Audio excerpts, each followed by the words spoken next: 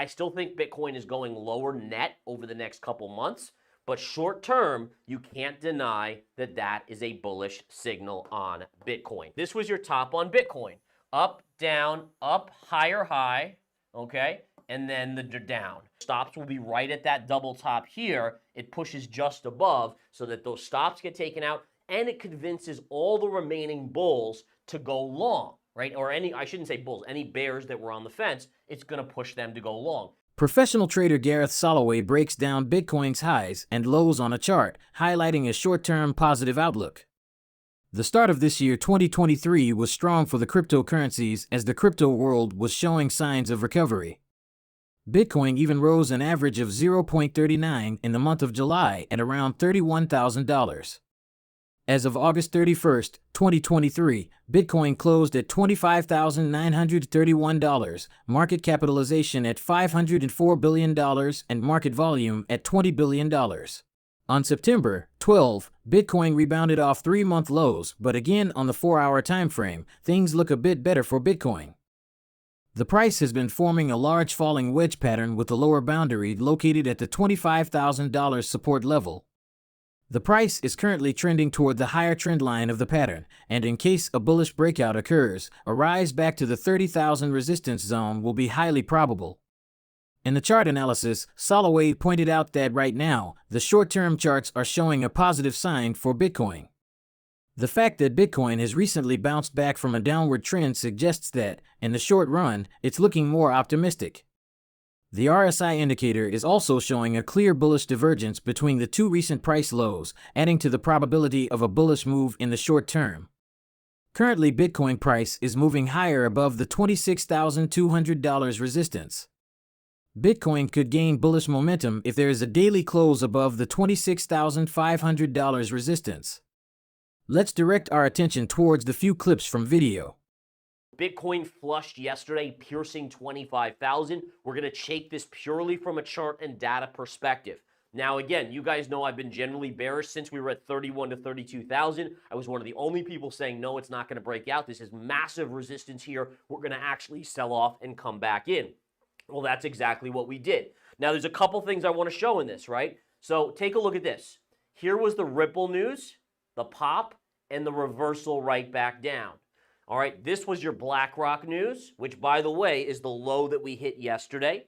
And we rallied, and then we lost it over here with this move down.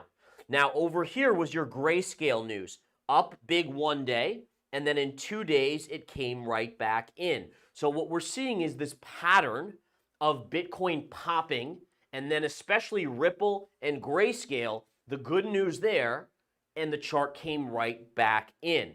Now, this is where things get even more interesting to me. If you look at the price action, right? So if we look at this price action here, this is just zooming into the chart. This is yesterday, and this is today. What do you guys notice about this? We had a down move, and in 1 day, we reversed it right back to the upside.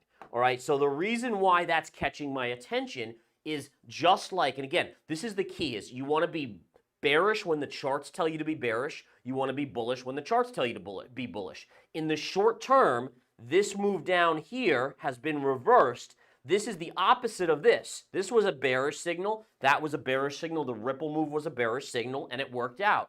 This is now a short-term bullish signal on Bitcoin.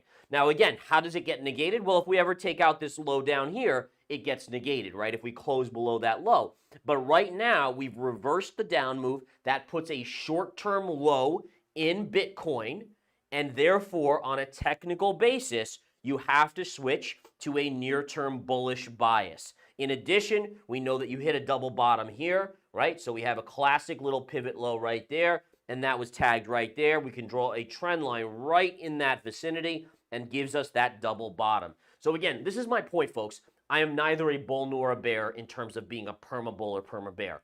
The charts are what tell me what to do. And again, they don't tell me 100%. They tell me probability-wise. So they tell me 70-80% chance this is what's the coming move on the chart. While the price action is bearish, the relative strength index of Bitcoin has given a bullish signal that previously preceded a 100% price increase. Soloway noted that in Bitcoin, there's a pattern of going up, then down, and then making a higher high. This move clears out short positions and encourages the remaining skeptics to become more positive about Bitcoin. On Nasdaq chart, you could make an argument for a bullish flag that suggests we are going to go close to the 18,000 level, and although that is an extraordinarily large target, quite frankly, it only takes a handful of stocks to move the Nasdaq 100 higher. Soloway talked about two possible situations on the Nasdaq chart. One is like an M shape, and the other is similar to what happened in the year 2000. He thinks the M shape is more probable, but he doesn't entirely dismiss the chance of the market behaving like it did in 2000. Let's direct our attention towards the few clips from video. This was your top on Bitcoin. Up, down, up, higher, high, okay? And then the down. And essentially, if you looked at the RSI, and I went over this last week in the videos, we saw negative divergences. Negative, negative, negative divergences. So here was your one type of cycle top occurs with an M top with a slightly higher high. The reason the high is higher, because it has to stop out the last few shorts on the breakup. So stops will be right at that double top here. It pushes just above so that those stops get taken out, and it convinces all the remaining bulls to go long, right? Or I shouldn't say bulls, any bears that were on the fence, it's going to push them to go long. That's how tops are made. Get everyone else into that zone to move up, okay? So ultimately, that's one sort of top that we have to pay attention to. That is a possibility for the S&P 500. It is. I don't think it's a likely probability or possibility, but it is a possibility. The other type could be something like on the NASDAQ chart here. And if we bring up the NASDAQ real quick here, we have this, and let me go to my weekly chart. So essentially, this is your NASDAQ chart, and I'm going to go all the way back. Bear with me here. Got to go all the way back. In fact, all right. So basically what we have here is the NASDAQ, and the NASDAQ chart, if you look at this 2000 period, and again, it might be a little bit tight to look at. I'll see if I can zoom in a little bit on this period here. There we go. All right, so let me just try to drag it out a little bit here again so we can get that a little bit bigger. There we go. So basically what we have here is this insane move. And by the way, does this not look like the COVID drop before the vertical move that we experienced? Like, look at that right there. Then you have the big fall, the retrace, and then the big fall. So this is the second sort of cycle high. This is what the NASDAQ and the S&P look like right now, but you could always see it move back to the upside. Now, if we go to the current cycle, let's take a look at the current chart of the NASDAQ. If we zoom all the way forward here, there it is, right? So here, essentially, you have much the same, where here was your COVID drop, then the vertical move, and then this retrace right here.